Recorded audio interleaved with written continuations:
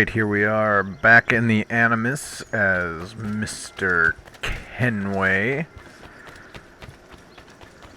And I think we're gonna head straight over to our first mission here.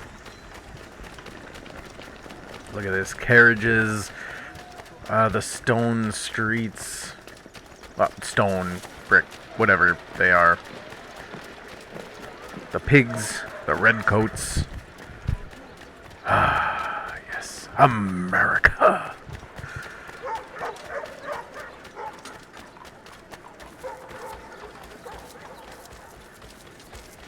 Well, I guess it's not really, we'll call it America yet. It's British still. British Boston. So, you know, that.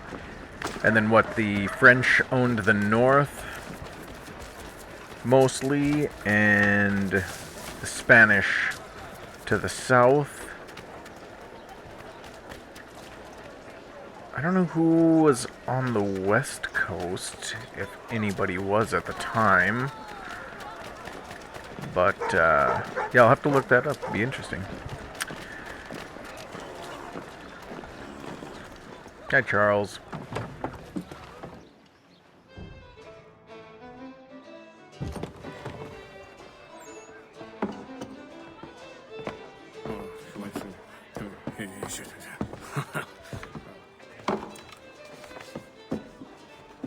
Johnson's told me what you intend. As it happens, the man who held me is the same one that you seek. His name is Silas Thatcher. That fancy lad is our slaver? Don't let his velvet tongue deceive you. A crueler and more vicious creature I've never known. What can you tell me of his operation? He hosts at least 100 men, more than half of whom are redcoats. All this for some slaves? Hardly. The man's a commander in the King's troop, in charge of the Southgate Fort. We need to find a way inside. Let me think on it. In the meantime, I'll attend to our final recruit. John Pitcairn's our man. I'll take you to him.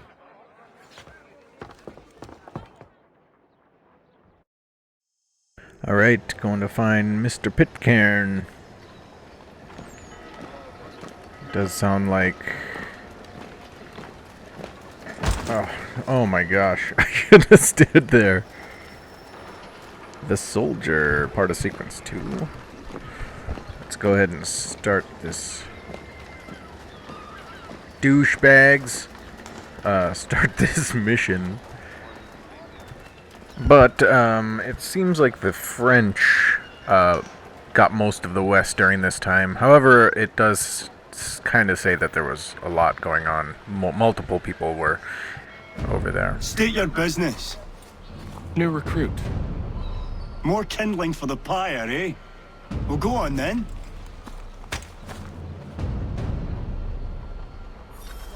How'd you manage that? Did you forget, sir? Cops Hill Battery. Oh, what's going on here? Oh, little glitch, I guess. What the heck is going on? Bunch of grapes. I don't think we read some of those. Alright, here we go. Cops Hill Battery. Cops Hill is one of the tallest hills in Boston and the highest point in Boston's north end. The hill was fortified during the siege of Boston, partly to discourage rebels from building their own fortifications across the river on the Charleston Peninsula. The artillery on Cops Hill fired on the Continental Army during the Battle of Bunker Hill. Well, sort of. It was actually a bit more distraction than destruction, at least at the Breeds Hill fortifications. The artillery fire on the town of Charleston was more effective.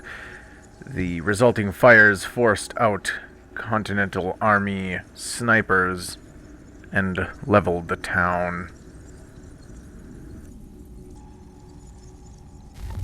My commission is with General Braddock. When I'm not attending to you, of course.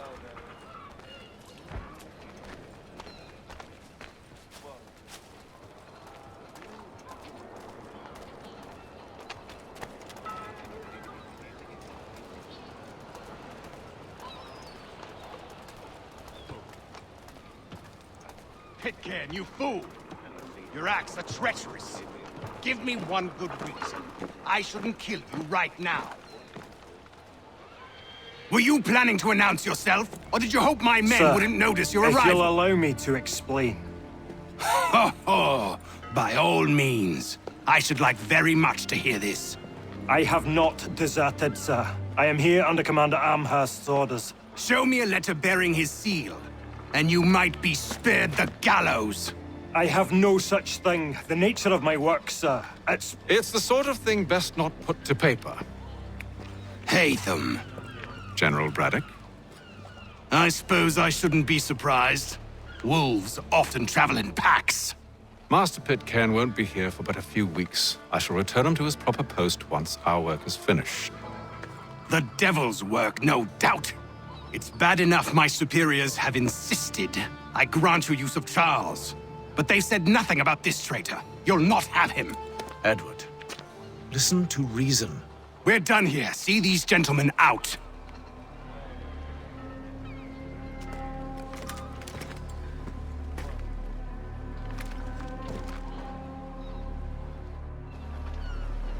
Well, that didn't go as I expected. And to think I used to call him brother. What now? They'll chase us off if we try and return. We're done with this camp. And as luck would have it, so are they. Come along. What are you planning? To steal Master Pitcairn. What? Edward Braddock, born 1695. Edward Bulldog Braddock was the Major General placed in charge of British troops at the beginning of the French and Indian War, probably because he had a nickname like Bulldog. Braddock was serving as the acting governor of Gibraltar,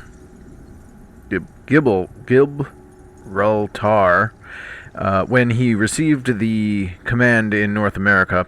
He was given control of 2 regiments of regulars and assigned to win back Fort Duquesne from the French, known as the Braddock Expedition, as part of a large attack on the French colonies on the continent.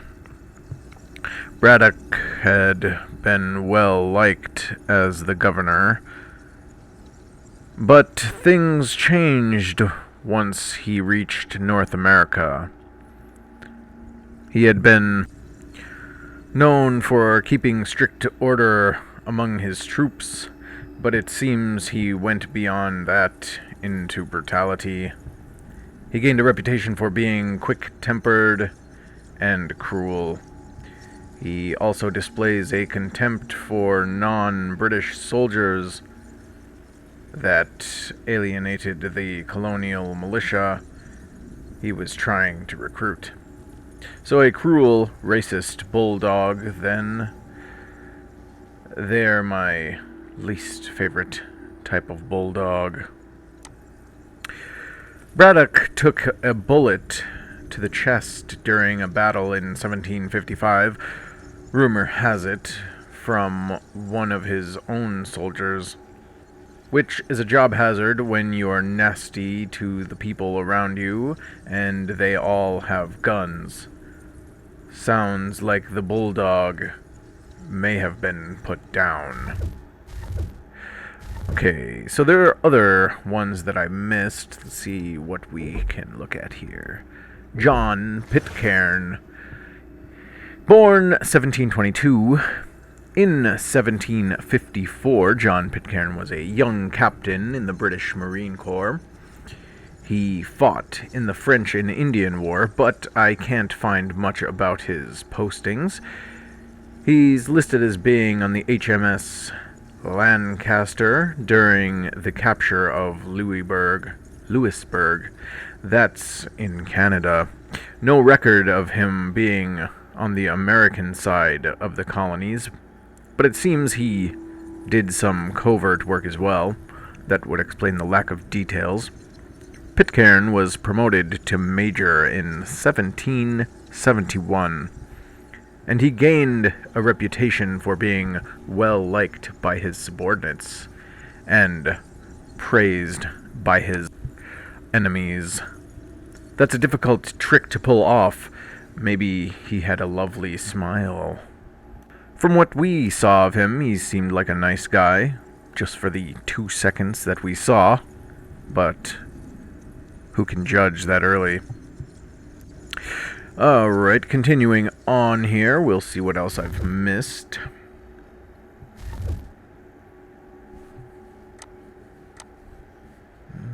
Recent entries. Cairn. Poor Richard's Almanac, 1733, Volume 1. Courteous reader, I might in this place attempt to gain thy favor by declaring that I write almanacs with no other view than that of the public good. But in this I should not be sincere. And men are nowadays too wise to be deceived by pretenses. How specious forever. The plain truth of the matter is, I am excessive poor. And my wife, good woman, is, I tell her, excessive proud. She cannot bear, she says, to sit spinning in her shift of tow, while I do nothing but gaze at the stars, and has threatened more than once to burn all my books and rattling traps, as she calls my instruments, if I do not make some profitable use of them for the good of my family. The printer has offered me some considerable share of the profits, and I have thus begun to comply with my dame's desire.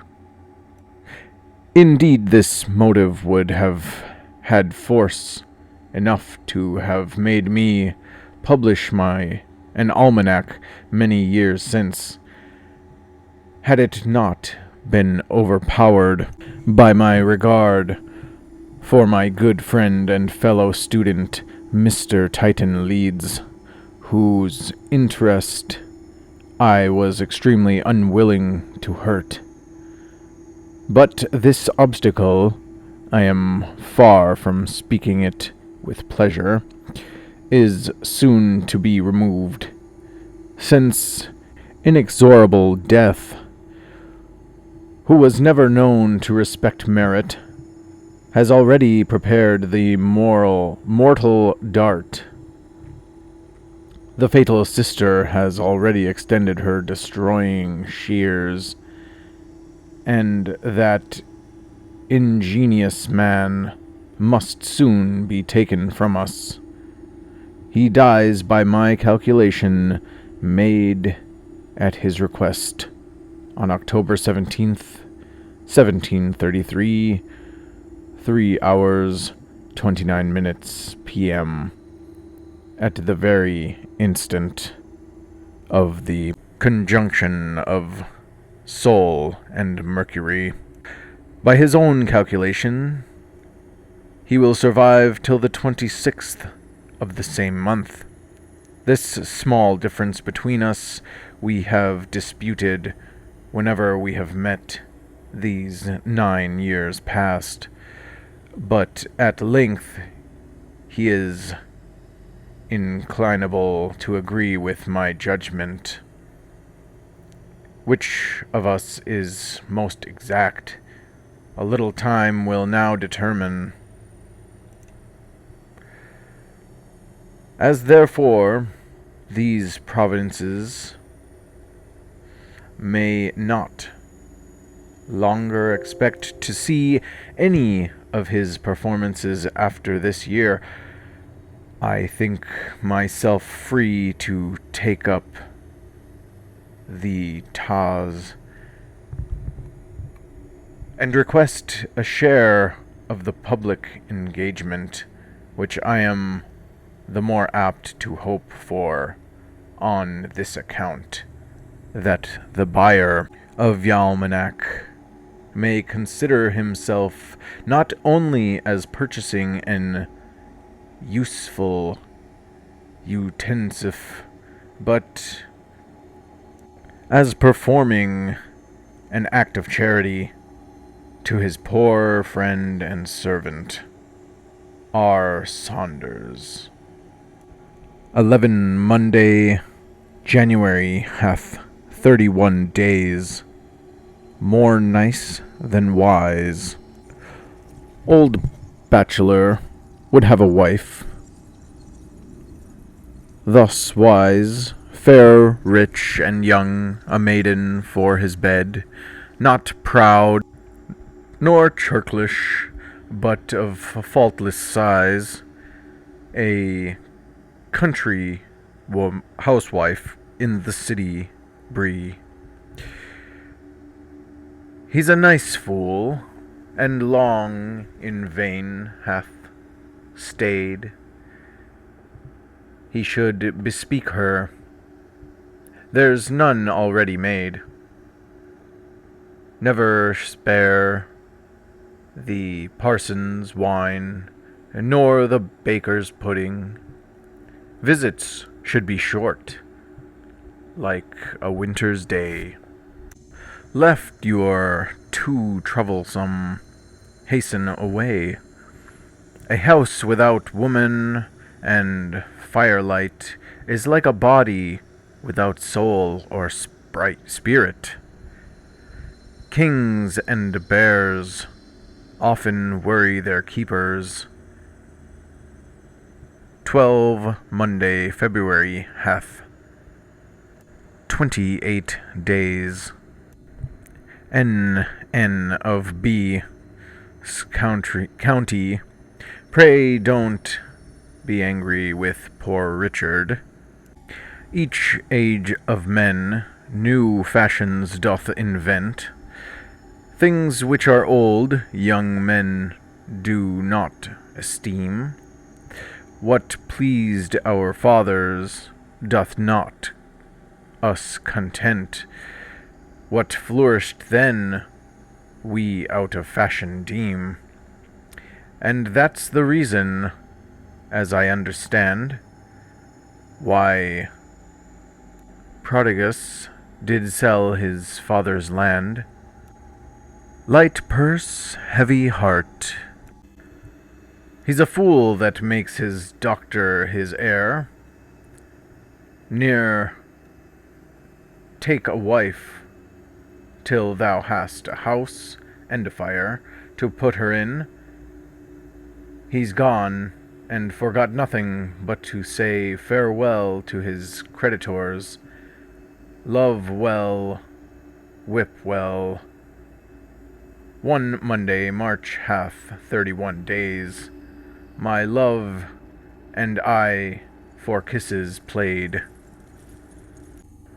She would keep stakes, I would contest, but when I won, she would be paid. This made me ask her what she meant. Quoth she, since you are in this wrangling vein, here, take your kisses, give me mine again. Let my respected friend J.G. accept this humble verse of me, viz. Ingenious, learned, envied youth, go on as thou'st began. Even thy enemies take pride that thou'rt their countryman. 2nd Monday, April hath 30 days. Find Catherine to her husband kissed these words. Mine own sweet Will, how dearly I love thee. If true, quoth Will, the world no such affords. And that it's true I durst his warrant be, For ne'er heard I of woman good or ill, but always loved best her own sweet will. Beware of meat twice boiled, and an old foe reconciled. Great talkers, little doers. A rich rogue is like a fat hog, who never does good till as dead as a log. Relation without friendship, friendship without power, power without will, will without effect, effect without profit, and profit without virtue are not worth a farto. 3 Monday, May hath 31 days. Mirth pleaseth some, to others 'tis offence. Some commend plain sight, some profound sense. Some wish a witty jest, some dislike that, what? And most would have themselves they know not.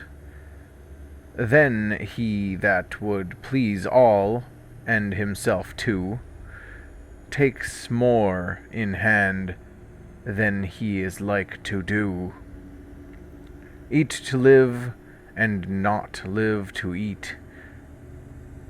March windy, and April rainy, make as May the pleasantest month of any.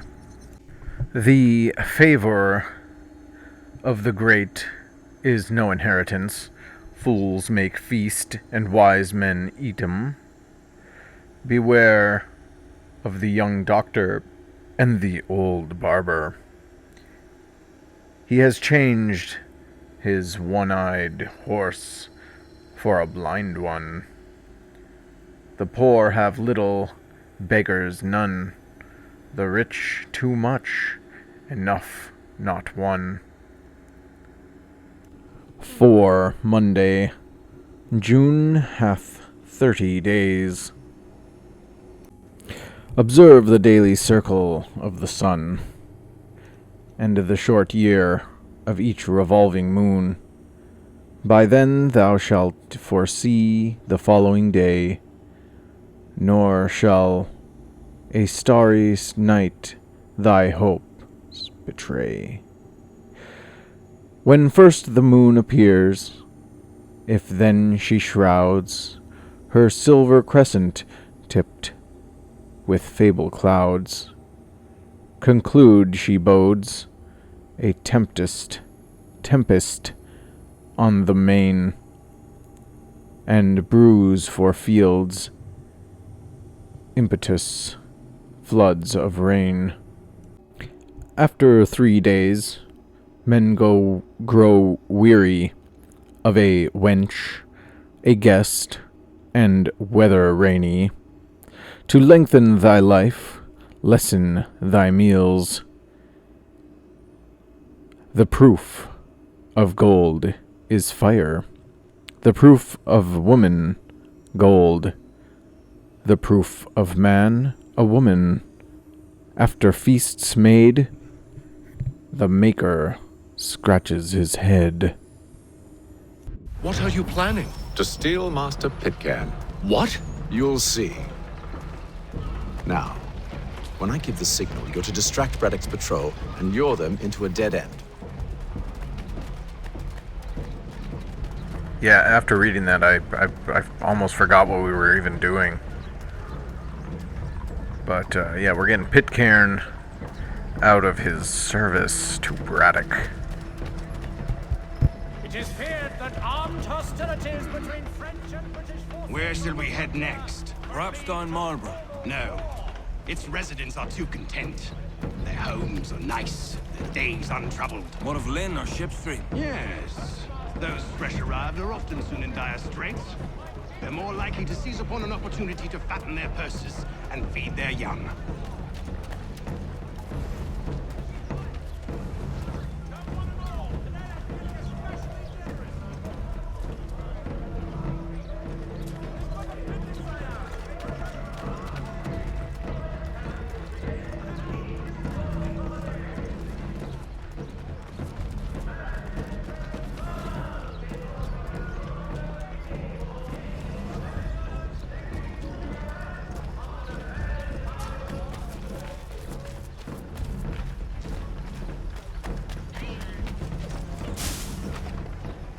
Now!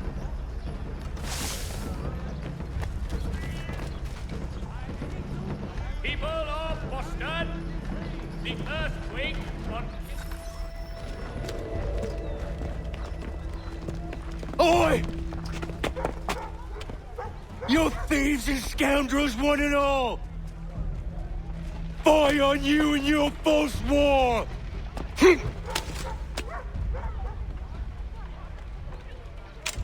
After him!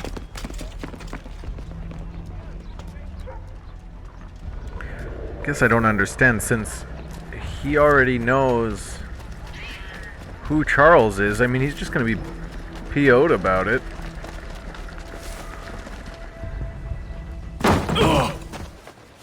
Unhand him, Edward. You again. Let us go. And John Pitcairn with us. I will not have my authority challenged. Nor I. Put them all in chains.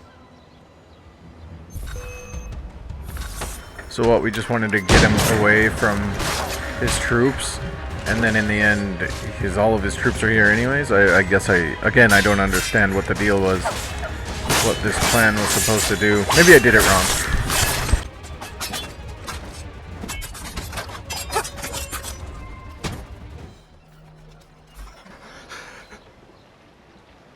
I stayed my hand today because you were once my brother, and a better man than this. Or should our paths ever cross again, all debts will be forgotten. You're free now, John. Traitor! Go on then. Join them on their fool's errand. And when you find yourself lying I assume broken you've good and reason dying for causing all at this the bottom of madness. some dark What is it you require of me? I'll explain everything on the way. today for the last.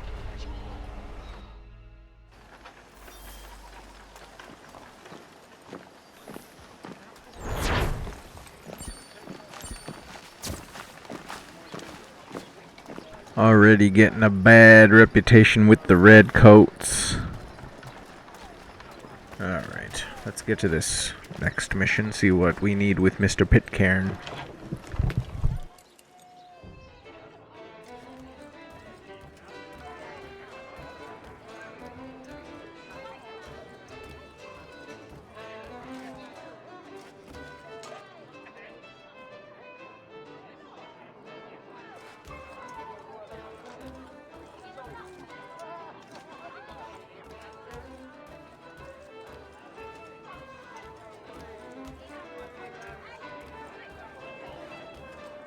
If I may, I was curious about your past with Braddock. You two clearly have a history. Edward was one of us upon a time, and I considered him a close friend. He was brave and bold in ways few men are. But everything changed at the siege of Bergen op Zoom. We had lost the fortress to the French, and were in the midst of egress. There was a skiff hidden at the port with which we planned to make our escape. As we drew near, a young man and his family came upon us, begging for safe passage. I consented, but Edward refused. The young man called him Craven then. So Edward killed him and all the rest, even the children. To this day, I don't know why. Was this the first time he'd struck out? Or had I simply never seen it before? Either way, things were never the same after that. We campaigned together a few more times, but each outing was more disturbing than the last. He killed and killed. Enemy or ally, civilian or soldier, guilty or innocent. It mattered not. If he perceived one to be an obstacle, they died. He maintained that violence was a more efficient solution. It became his mantra. And it broke my heart. I had no idea. He hides it well, and intimidates into silence any who discover him. Those who persist have a tendency to find misfortune. And we should stop him. I suppose you're right. But I maintain a foolish hope that he might yet be saved and brought back round to reason. I know. It's a silly thing to believe that one so drenched in death might suddenly change. I'm sorry to have brought this up. It was not my intent to sour you. Nonsense. We are brothers now. There should be no secrets between us. I hope you and the General find a way to patch things up. I'll let you know as soon as I have something. So, a question for you. Why medicine? I'm supposed to tell you I care for my fellow man, right? That I chose this path because it allows me to accomplish a greater good. Are these things not true? Perhaps. But that's not what guided me, no. For me, it was a less abstract thing. I like money. There are other paths to fortune. But what better ware to peddle than life? Nothing else is as precious nor so desperately craved. And no price is too great for the man or woman who fears an abrupt and permanent end. Your words are cruel, Benjamin. But true as well. You took an oath to help people, did you not? I abide the oath, which makes no mention of price. I merely require compensation, fair compensation, for my services. And if they lack the required funds? Then there are others who will serve them. Does a baker grant free bread to a beggar? Does the tailor offer a dress to the woman who cannot afford to pay? No. Why should I? You said it yourself. Nothing is more precious than life. Indeed. All the more reason one should ensure they have the means to preserve it.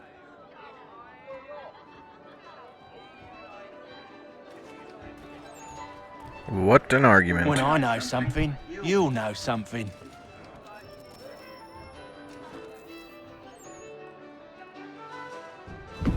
Gentlemen, I believe I found the solution to our problem. Or rather, Odysseus has. Oh, do you? Are you a new guy? The Greek hero, you lobcock. Allow me to explain. We enter Silas' fort, under the pretext of kinship. Once inside, we spring our trap, free the captives, and kill the slaver. Dodgy, dodgy. I like it. Then, let us begin.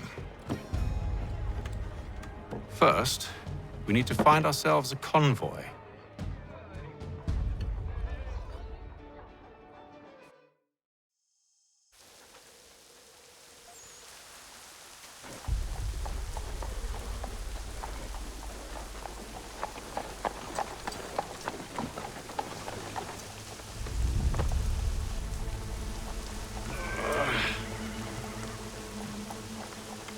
Convoy should be here soon. We'll attack on my signal. Understood, sir.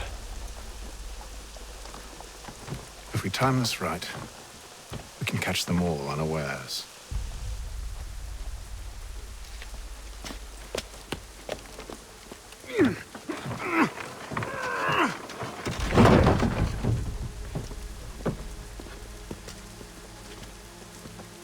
When you feel ill, call upon the services.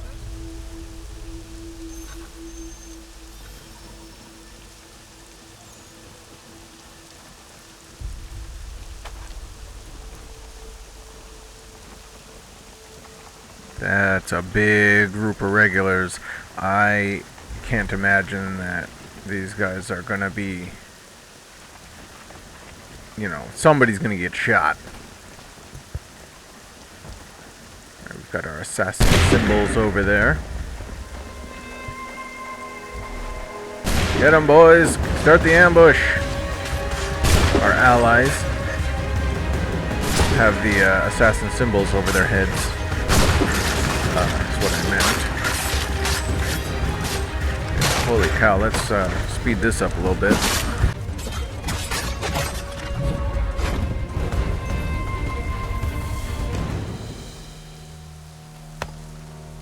Charles, you and William serve as vanguard. Let no man reach us. What about me? You and John will follow from a distance and keep watch over us. I'll signal you when I have need of your services. Putney's on Mill Road. Name and reputation you can ride with. We're here to help you, along with those held inside Southgate Fort. Free me. Not until we're inside the gate. I can't chance an inspection of the gate going wrong. I'll see you safe. You have my word.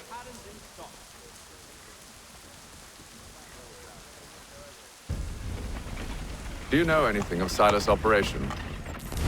How many men we might expect? The nature of their defenses? The French and Indian War dates 1754 to 1763. This is one of many wars in the long-standing British versus French rivalry. Well, you might call it a rivalry. I'd call it a battle of wits with an unarmed country. This particular war began over who would come out as the biggest colonial power. Of course, it wasn't enough that the British and French fight one another. They convinced a number of North American indigenous nations to join in the conflict as well, hence the name French and Indian War. The war started in the colonies, but it spread to Europe, where it was known as the 7 Years' War. Before you point it out, yes, I know the dates add up to more than 7 years. The conflict started in 54, but war wasn't officially declared until 56. But well done for spotting it, you mathlete. I bet you were popular in school. George Washington has the honor of starting the actual fighting under orders, of course. He was sent to create a fort in disputed territory. While he was doing that, he crossed paths with a French patrol. Washington attacked, the French retaliated, the British followed up by sending 2 full raiments of regulars to the fight, and so it began. The British fought a losing battle until about 1758, when they got a new prime minister who decided funding the war effort was a priority, possibly because of the whole French thing. Maybe he ate a bad baguette once. With the added support, the British, along with their indigenous allies and the colonial militia, began to gain ground slowly but surely. Eventually, the French were driven out of almost all of their territory north of the Caribbean, something we in Britain celebrate with a special holiday called Every Day, All Year. So, the British won, but they were left with huge war debts. They tried to pay these off with taxes levied from the colonists. They defended from the French, who would have had them all eating onions and saying, "Oui, sir," "None, sir," before you knew it. The colonists objected, leading up to a series of protests which were part of the unrest that led to the American Revolution. Talk about gratitude. Zut alors. I mean, I get it, in a way, for this particular situation, but yeah. You must be rather important to him if you were given your own escort. Sir, we've enemies ahead. Shall I engage them? No. Let Jonathan and Thomas take care of it. As you wish. I wish you'd trust us. Though I suppose it's only natural for you to be wary. So be it.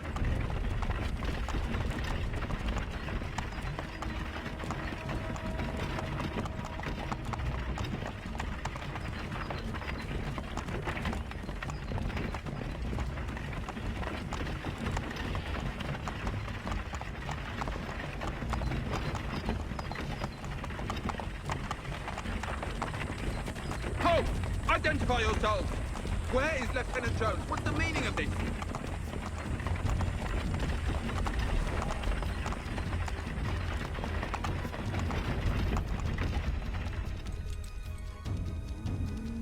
Engage the enemy!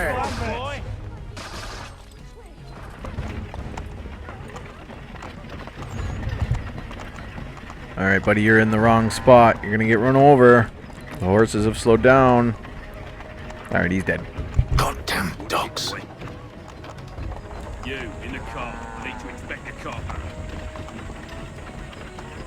Let no man reach up!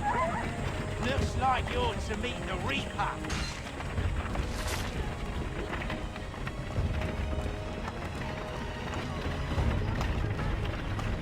Let it go on record. The YouTube record. The comments record. That I did not kill that dog. On your guard, men. Of course. Only say the word, and I'll cut them down. Being you, who's your officer?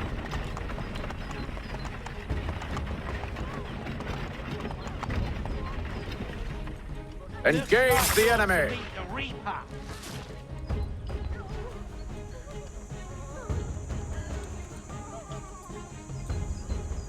All clear!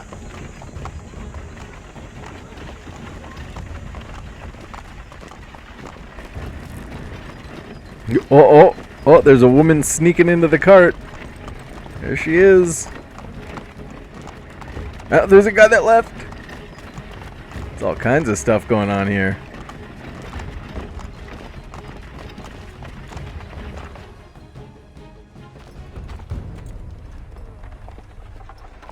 Hold! Evening, gentlemen. State your business. Delivery for Silas. Go on then.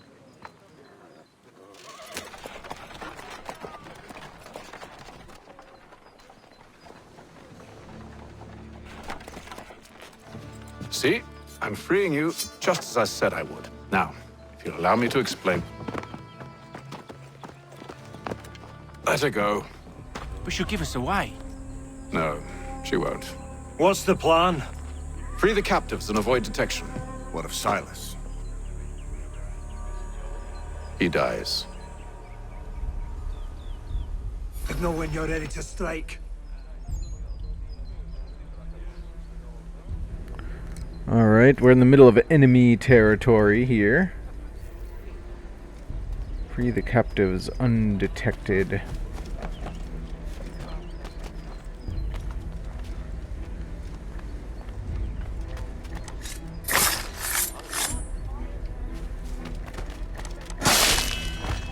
That was close. Oh gosh, there's so many of them, and there's so many guards. I guess I could probably have walked by them. I guess I really don't know. I'm sure that there's some meter or something. This isn't strange for a British regular to be doing. Hey, I'm checking the walls. I'm looking outside, making sure everything's good. I'm doing a better job than all of you guys. That's what I'd say. Alright, we gotta get to these guys.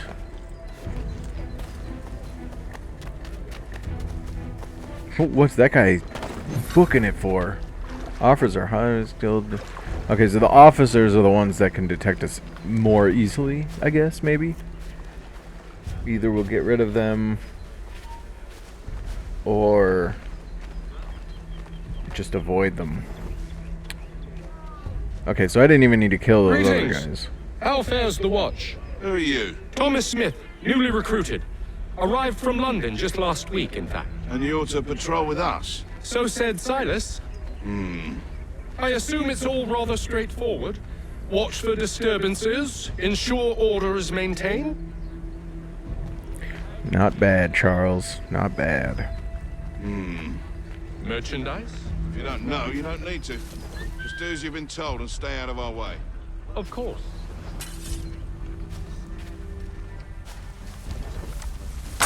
I assume it's quiet here most days.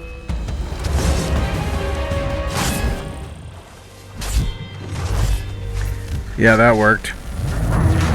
Alright, let's try again. Silas? I assume it's all rather straightforward. Watch for disturbances, ensure order is maintained. Merchandise? If you don't know, you don't need to. Just do as you've been told and stay out of our way. That guy has bad vision if he didn't see me there. Alright, you're next for checking that cart. Alright, I think we can rescue our fine gentleman here. A nice change of pace from the camp we came back to. Why do you think so many French to see an end to that? I don't know.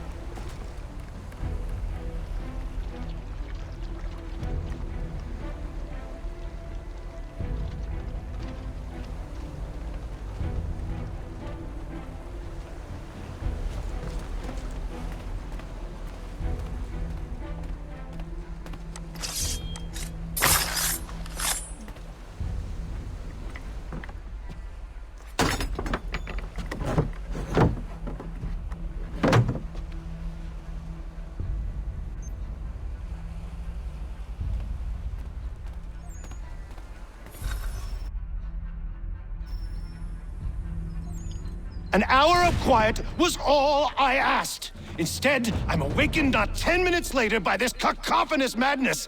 I expect an explanation, and it had best be good. How? How did this happen? My precious merchandise set free? It's unacceptable! Rest assured, I'll have the heads of those responsible, but first we clean up this mess!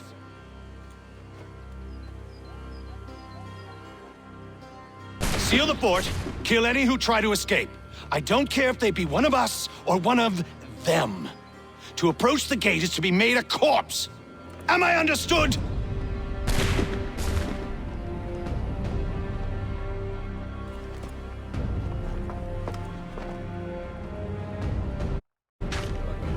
Push them back! Go on, Haythem. We'll hold back the guards for you deal with them. You'll fight for you to flee. They're not foot.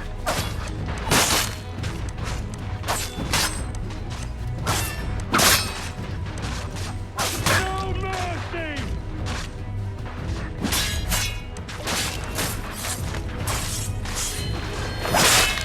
For the order! For the order!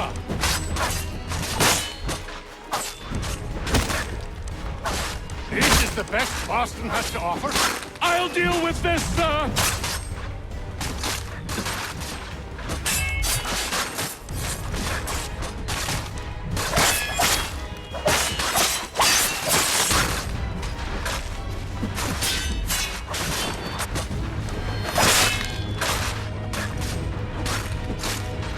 Where did you receive your training?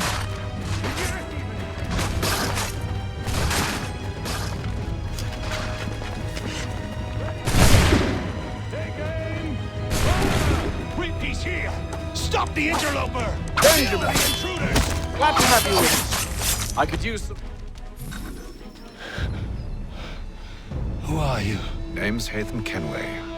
You don't know me, but I believe the two of you are well acquainted. I made a promise to you, Silas. One I intend to keep.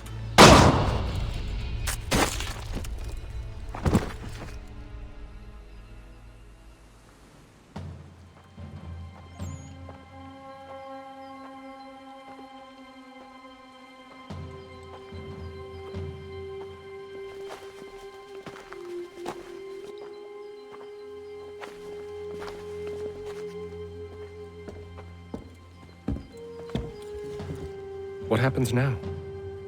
We wait. But not for very long, I suspect. And that's where we'll end today's episode. Thank you so much for watching. We'll continue right after we leave off here, so please enjoy the next episode and have a good night, day, whatever. Like, subscribe, dislike, whatever you want. But yeah, either way, have a good one. Bye. It's been several weeks now since we freed the Mohawk prisoners from captivity. I had hoped their leader might make contact, but there's been only silence. My men grow restless. They want to know what comes next, and I do not have an answer. Lee alone remains active, pursuing leads, however slight. He stalks the city streets and scouts the bordering woods, hopeful that he might make contact with one of those we saved. There was a woman there that night. It was she who helped the others to safety. If we can find her, I believe I'll have my answers. So, I watch and wait, hopeful that my true mission might finally begin.